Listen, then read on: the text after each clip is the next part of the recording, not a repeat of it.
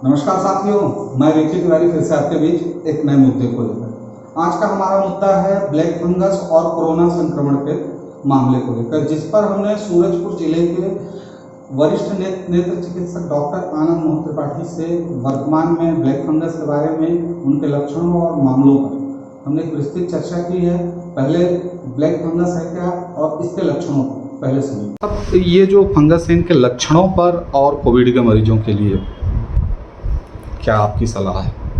ऐसे Covid patients जिनको 3 risk है, या तो वो इम्यूनो कॉम्प्रोमाइज, उनकी इम्यूनिटी पहले से कम हो, दूसरा हाई ब्लड शुगर हो, तीसरा स्टेरॉइड बहुत लंबे से समय से चला हो।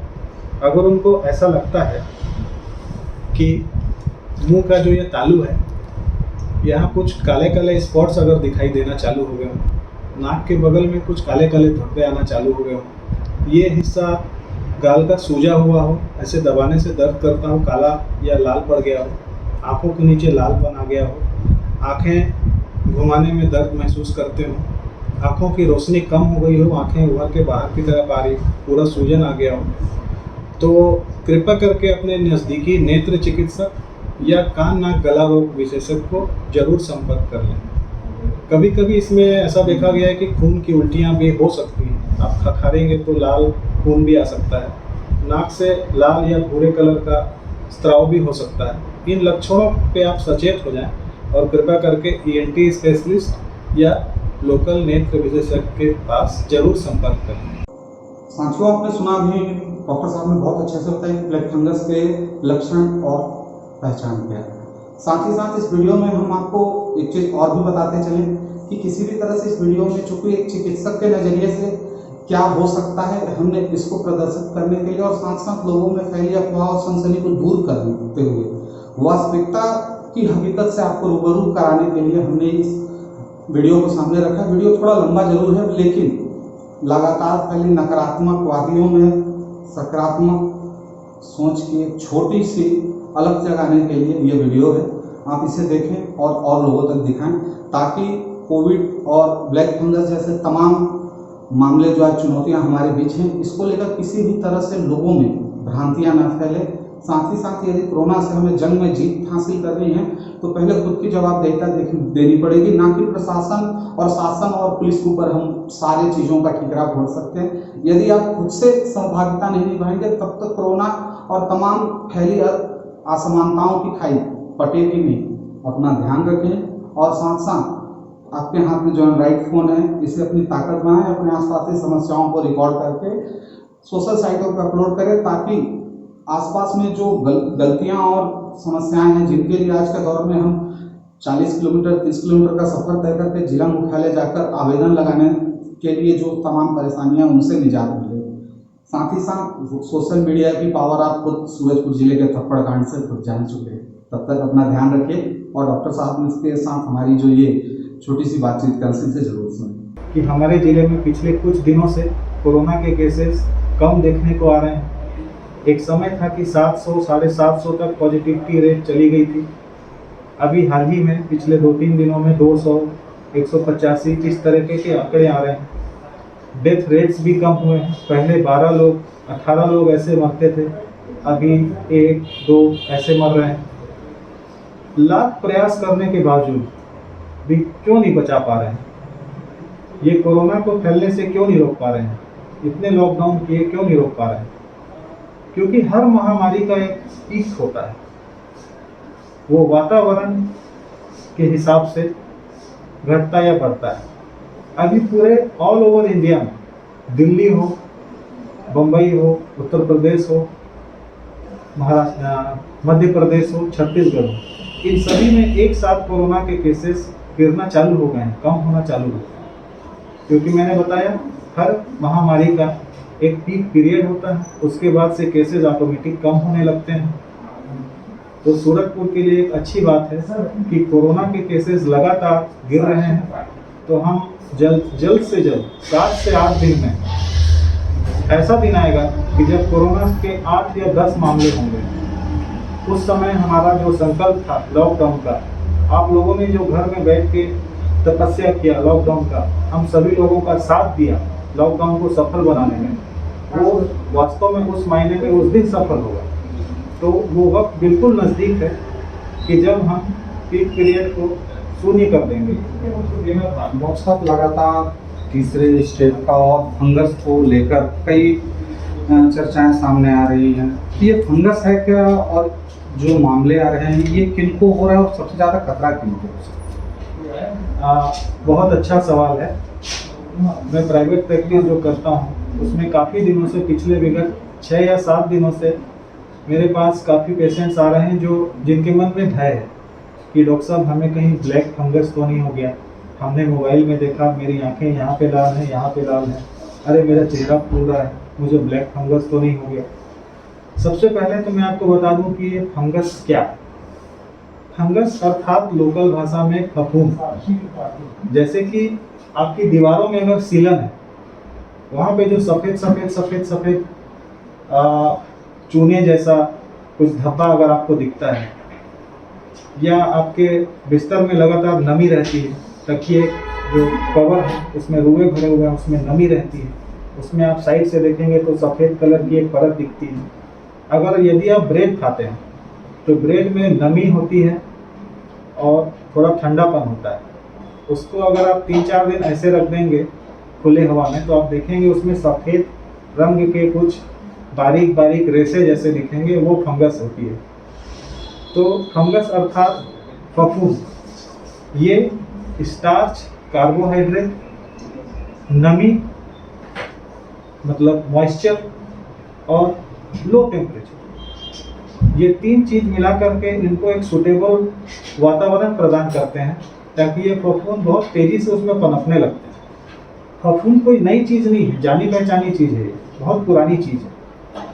जो हमारे खाने पीने की चीज़ों में फफूंद होती है, उसी प्रकार से ये ब्लैक फंगस जो शब्द है इसको म्यूकोर बोलते हैं, म्यूकोर माइकोसिस। म्यूकोर प्रजाति का एक फंगस होता है जो इंसानी नाक के अंदर, साइनस के अंदर, आँख के अंदर, मुंह के अंदर बहुत आसानी से ग्रोथ कर सकता है। ये म्यूकर प्रजाति का फंगस खास करके जो अभी बहुत ज़्यादा देखने में आ रहा है, ये पहले भी था, लेकिन पहले 30 लाख केसेस में एक केस आते थे। पहले होता था म्यूकोर माइकोसिस से डेथ पहले भी होती थी, लेकिन 30 लाख केसों में किसी एक को ऐसा होता था। अभी 3 लाख में 3000, मतलब 0.03%। फिर भी सोचिए कितना कम है, 3 लाख में 3000। वो 3000 लोग ऐसे होते हैं या तो उनकी प्रतिरोधक क्षमता बहुत कम होती है, कैंसर के पेशेंट्स होते हैं, किडनी ट्रांसप्लांट के पेशेंट होते हैं जो ऑलरेडी इम्यूनोसप्रेसिव मतलब इम्यूनिटी कम करने वाली दवाइयों पे बहुत लंबे समय से होते हैं, डायबिटीज़ वाले होते हैं, डायबिटीज़ में प्रतिरोधक क्षमता ऑलरेडी थोड़ी कॉम्प्रोमाइज़ होती है, कम होती है। तीसरा जो बचा कुचा है वो स्टेरॉइड वाले हो जाते हैं, स्टेरॉइड लेने से भी इम्यूनिटी कम होती है। तो ये 3 चीज़ें होना जरूरी है। एक, आप पहले से ही कमज़ोर हो, इम्यून सिस्टम वीक। 2, आपको डायबिटीज़ हो, हाई डायबिटीज़ हो, अनकंट्रोलेबल डायबिटीज़ हो, हर तरह के डायबिटीज़ को परेशान होने की ज़रूरत नहीं। जिनका ब्लड शुगर 150-200 के करीब रहता है उनको डरने की ज़रूरत नहीं है।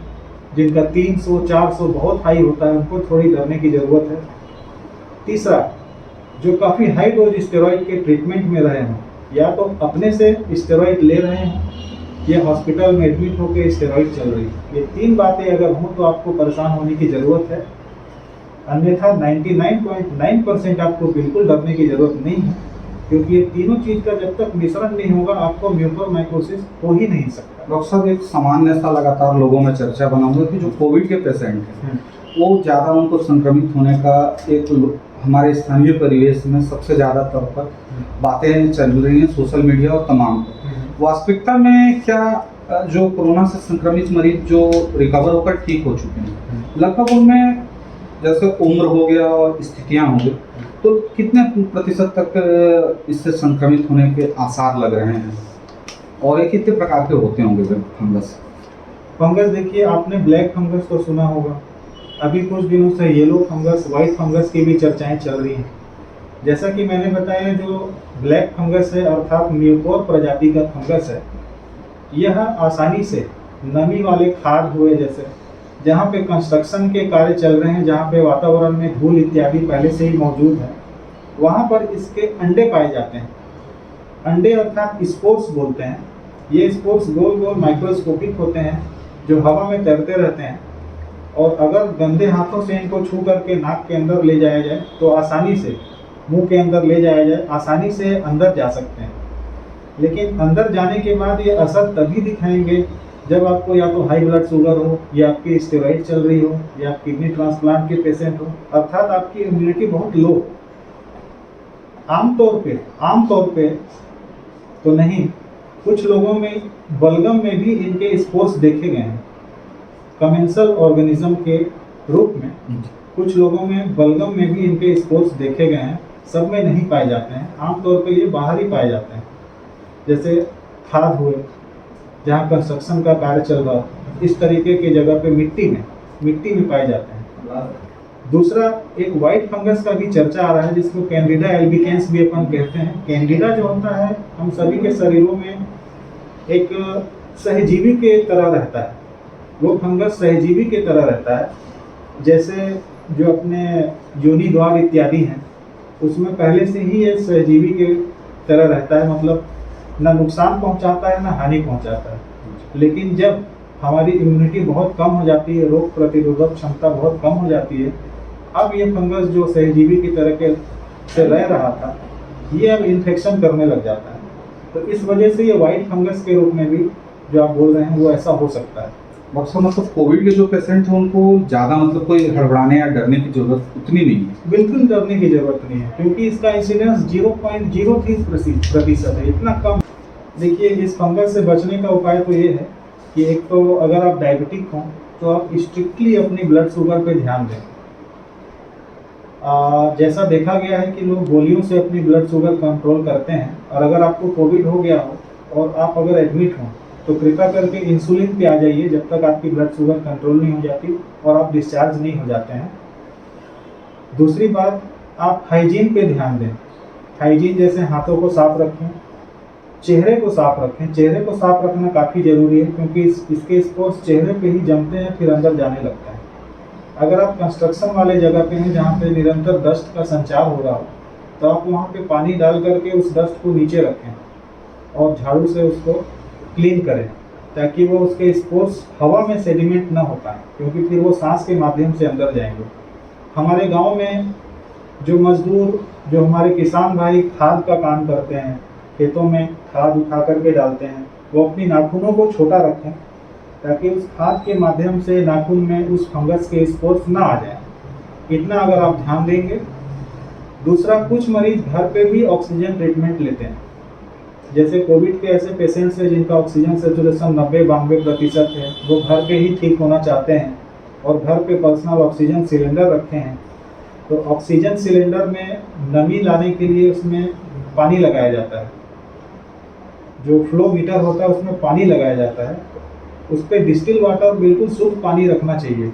कुछ लोग उसमें गंदा पानी रखते हैं, घर वाला पानी रखते हैं, तो उससे उसका यूज करने से बचें ताकि फंगस का इन्फेक्शन आप में ना हो सके। डॉक्टर साहब, हमारे ज़िले में कोरोना संक्रमण और फंगस को लेकर तमाम अवधारणा लोगों से, और ख़ासतौर पे एक नेत्र चिकित्सक के साथ साथ आप लगातार सूरजपुर जिले में एक वरिष्ठ चिकित्सक के रूप में भी कार्यरत हैं। पहले शासकीय सेवा में थे, अभी वर्तमान में निजी तौर पर आप प्रैक्टिस भी कर रहे हैं। इस बीच आपने जो अनुभव पाया कि हम इस कोरोना काल के तमाम जितनी चुनौतियां हैं, हालातों पे हैं, और हमारे क्षेत्र के जो गांव में हैं और चाहे शहरी क्षेत्रों में सिविल वर्क जो होते हैं निर्माण में, क्योंकि हमारे यहाँ लगभग आधा वर्ग मजदूरी यही करता है, तो इनके लिए सेफ्टी रूल के लिए क्या क्या नॉर्मली लोग अपने दिनचर्या में शामिल करें जिससे जो हमारे सामने चुनौती खड़ी है इससे बचा रह सके? इसके लिए विशेष तौर पे क्या नॉर्मली एक आपके हिसाब से होना चाहिए? मैं अपने समस्त पंचायत के ग्रामीण किसानों और हर वर्ग के जो ग्रामीण लोग हैं उनसे मैं सबसे पहले तो हाथ जोड़ के निवेदन करना चाहता हूँ कि चाहे राजनीतिक कारण से, चाहे और कुछ भी कारण से, अगर आपको वैक्सीन के प्रति मन में इतना सा भी भय, 1% भी भय बनाया गया हो, तो कृपया उस भय को निकाल दें और तत्काल आपको जहाँ से भी वैक्सीन मिले अपना रजिस्ट्रेशन कराएं और वैक्सीन जरूर लगवाएं। ये बात बिल्कुल गलत है कि वैक्सीन लगाने के बाद से मृत्यु हो रही है। मैंने 2 वैक्सीन लगवा चुका हूँ, आज तक कभी कोई कॉम्प्लिकेशन नहीं हुआ, और मैंने वही वैक्सीन लगाई है जो आज या कल में आप लगवा रहे हैं लाइन में लग के। बिल्कुल कोई अंतर नहीं है, ना कि मैं कोई रशियन वैक्सीन लगाया हूँ। मैंने इंडियन मेड वैक्सीन लगाई है और आपके सामने 10,000 कोरोना पेशेंट्स को ठीक कर चुका हूँ, और आज तक एक छींक नहीं है आपकी दुआ से। या तो आप ये वैक्सीन की पावर समझ लीजिए या आपका आशीर्वाद समझ लीजिए। मैं तो वैक्सीन का पावर समझता हूँ। तो आप सबसे निवेदन है कि वैक्सीन जरूर लगवाइए, क्योंकि जिस दिन 70% जनता वैक्सीन लगवा लेगी तो एक शब्द होता है हर्ड इम्यूनिटी। हम उस हर्ड इम्यूनिटी को प्राप्त कर लेंगे, फिर ये कोरोना सदा के लिए हमारे कम्युनिटी को छोड़ के चला जाएगा, और अगर रहेगा भी तो सिर्फ एक नज़ला या सर्दी बन के रह जाएगा हंसी उड़ाने के लिए। तो आप सबसे निवेदन है कि वैक्सीन जरूर लगवाइए और दूसरे लोगों को प्रेरित करिए। और पंचायत के मुझे सभी युवाओं से मैं प्रार्थना करना चाहता हूं कि अपना नाम प्रशासन को देकर के ब्रांड एम्बेसडर बनिए, ताकि आप अपने पंचायत के पर्टिकुलर गांव में घूम घूम कर लोगों को प्रेरित कर सकें। क्योंकि प्रशासन तो फेल हो चुका है, क्योंकि सुनने में ये भी आया है, न्यूज़ के माध्यम से देखने में ये भी आ रहा है कि प्रशासन के लोग जब गांव में जाते हैं और लोगों को मोटिवेट करते हैं तो शायद परायापन की वजह से उन लोगों को मार के वहाँ से भगाया जाता है। जी डॉक्टर साहब, क्या थे चलो हमारे यहाँ जो पिछड़े क्षेत्र हैं, हम लोग जनजाति और कुछ और वर्ग के लोग हैं, जिनमें कम्युनिकेशन जो लोकल भाषा संवाद है, इस पे शुरुआत से जिला प्रशासन के द्वारा कई बार ध्यान नहीं दिया गया। चूँकि अभी वर्तमान नए कलेक्टर हैं और युवा हैं, काफ़ी लोगों के बीच में एक नई आशा है कि कोरोना संक्रमण से हम जंग जरूर जीतेंगे। और आप जैसे सैकड़ों चिकित्सकों का लगातार हर दिन आप लोग जी तोड़ मेहनत कर रहे हैं।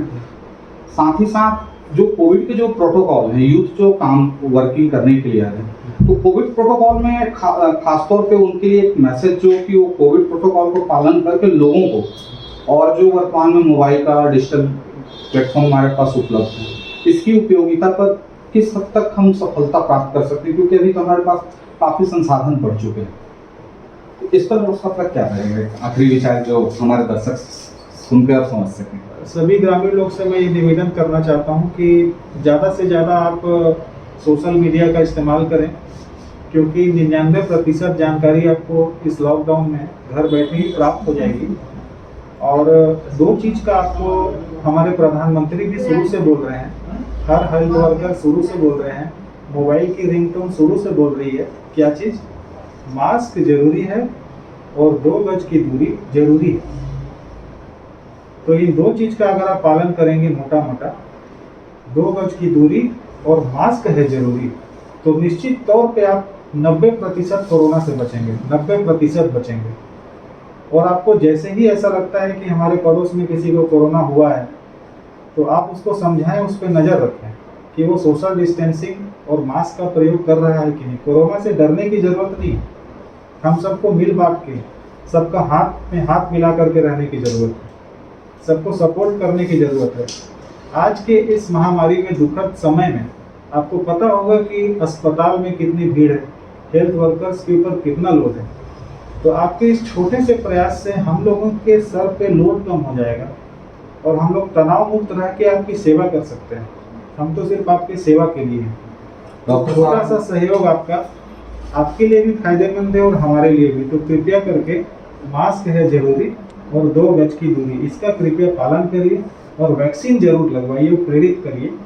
और आप अपना ब्रांड एम्बेसडर में नाम दीजिए कि हाँ, मैं मोटिवेट करने का प्रण लेता हूँ, अपने गांव को पूरा मोटिवेट करूँगा और सबको वैक्सीन लगवाऊँगा, और जिसको भी लक्षण होगा कोरोना जांच करवाऊँगा। कोरोना से डरना नहीं है कि छुआछूत हो जाएगा करके जो भ्रांति है उसको निकाल दीजिए, इससे किसी का लाभ नहीं होने वाला है। साथियों, एक कहावत है, मन के हारे हार है, मन के जीते जीत। मन में अगर आप ठान लें और कोई भी चीज़ करने का इरादा हो, तो हाथों में आपके एंड्रॉइड फ़ोन है, और वर्तमान समय में तमाम हमारे पास जो संसाधन है, इसका सदुपयोग करके कोरोना ने हमें एक बदलाव की ओर लाया है और हमारी कोशिश, और हम बहुत बहुत धन्यवाद पहले डॉक्टर साहब को ज्ञापित करना चाहेंगे कि उन्होंने इस व्यस्तता समय में भी हमें समय दिया और आपके बीच संवाद के लिए जो लगातार पैनिक माहौल लगातार क्रिएट है, इससे हमें डर से डरना नहीं है, डर से डटकर सामना करना है। और ऐसा कोई आज तक की जितनी भी दशकों से यह कड़ियाँ चलती आ रही हैं, हमेशा इंसान और इंसानियत जीत रहा है और जीतेगा भी। लेकिन सजगता, सहभागिता, सावधानी, इन तमाम पहलुओं पे हमें बहुत संजीदा होकर पालन करना है और जवाबदेहिता भी हमारी उतनी है। साथ ही साथ चाहे वो पुलिस के जवान हो या आपके आसपास रहने वाले स्वास्थ्य कार्यकर्ता हमारे और आप ही के घर के हैं, तो कृपया साथ निभाइए, डर ना फैलाइए। और सोशल मीडिया पर हमारा खबर क्रांति के हमारे प्लेटफॉर्म से आप सभी से एक निवेदन है कि डर या अफवाह या सनसनी को फैलाने से अच्छा है कि सकारात्मकता ऊर्जा फैलाइए। सकारात्मकता ऊर्जा ही हमें आगे लेकर जाएगी और कोरोना जैसे तमाम चुनौतियों से हम जीतेंगे। तब तक के लिए हमें इजाजत दीजिए और डॉक्टर साहब का पूरे जिले वासियों की तरफ से हम सभी धन्यवाद ज्ञापित करेंगे कि उन्होंने हमें अपना काफ़ी अनमोल समय दिया और बहुत अच्छी जानकारी दी। इसके साथ बने रहिए और अगर आपको अच्छा लगे तो इसको आगे फॉरवर्ड करिए, क्योंकि अभी के समय में लगातार नकारात्मकता जो पूर्ण शैली है उसमें हम सभी एकदम दबे हुए हैं। हमको लगता है कि क्या हो रहा है, लेकिन आप क्या हो रहा है उसको छोड़िए, हमने क्या किया है इस पर ध्यान दीजिए। तब तक के लिए मुझे विक्की तिवारी मेरा नाम है और मैं छोटा सा एक आपके बीच में पत्रकार के रूप में काम कर रहा हूँ। मेरे साथ ज्योति प्रकाश मिश्रा जी हैं, इन्होंने लगातार ये खबरों पर हमारे साथ हैं, और हमारे डॉक्टर साहब आदरणीय त्रिपाठी जी का बहुत बहुत हृदय से आभार और धन्यवाद ज्ञापित करते हैं कि इन्होंने इस चुनौतीपूर्ण समय में ना ही लोगों को ठीक किया बल्कि लोगों को मोटिवेट किया कि कोरोना संक्रमण से डरिए नहीं, सावधानियां बरतिए, सावधानियों से हर कुछ होता है। तब तक के लिए हमन सबला इजाजत दा। जय जोहार, जय छत्तीसगढ़ मातारी, और कोरोना ले जीतब, बस मन में उत्साह होना चाहिए। तब तक वह जय जोहार, जय छत्तीसगढ़।